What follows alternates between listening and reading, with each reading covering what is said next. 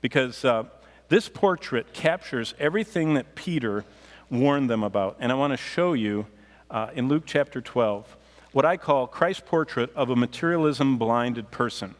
And in Luke 12, and I told you this a few weeks ago, the 12th chapter of Luke starts out with the largest crowd Jesus ever had. It says myriads of people in verse 1.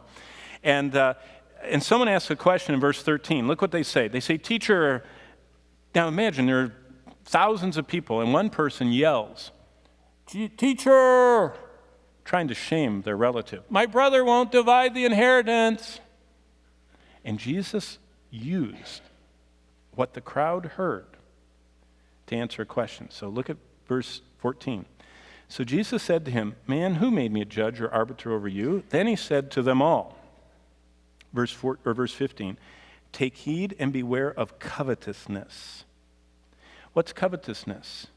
It's what I'm also calling materialism, that one's life does not consist in the abundance of the things he possesses. Materialism says your life is better if you have this and this and this and more and more and more.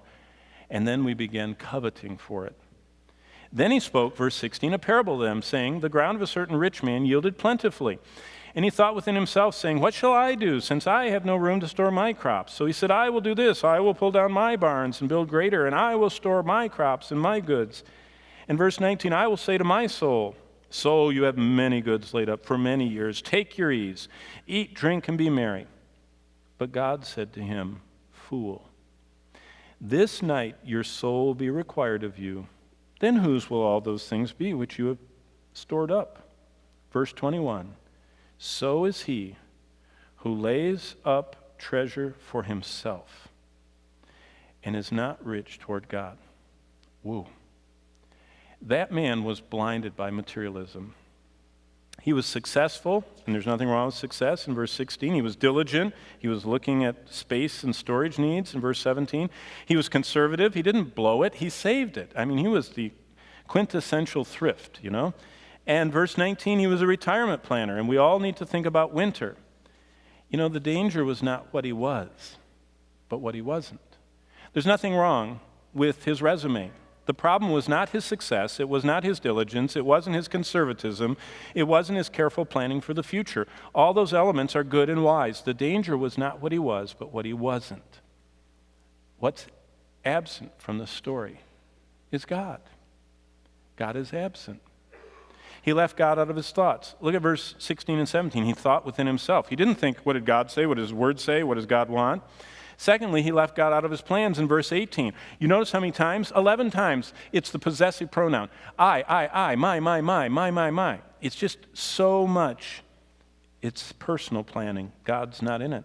He left God out of his future dreams in verse 19. What did he dream of? Taking his ease, eating and drinking and being merry. What happens to those who leave God out of their thoughts and plans and dreams? They lose everything. See, that's what Jesus is warning about. That's what materialism does. Well, then verse 22, he says, "So is he who lays up treasure for himself and is not rich toward God." What is rich toward God? It has two elements, and I want to close with these thoughts. First of all, it has divestment. Divestment means that you transfer the ownership of everything back to the rightful owner. All I have has come from God.